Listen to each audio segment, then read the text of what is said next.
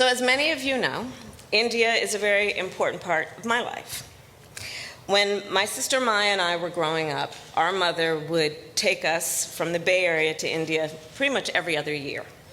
And the purpose of those trips were many, including that we would well understand where she came from, what produced her, so that we could spend time with our grandparents, with my uncle and our chittis, and to really understand the love of good idli.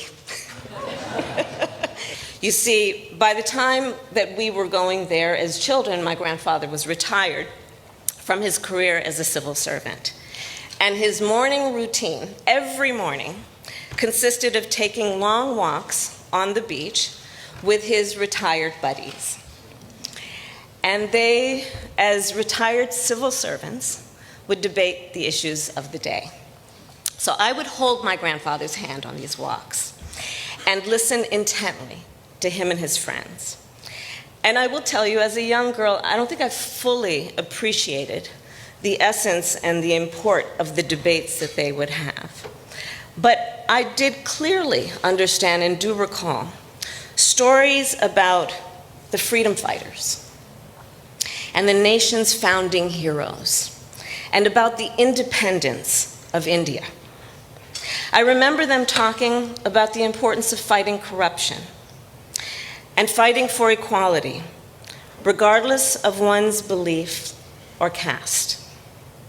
Throughout these walks, I recall my grandfather teaching me lessons about not just what it means to have a democracy, but to keep a democracy. And I do believe it is these lessons that I learned at a very young age that first inspired my interest in public service.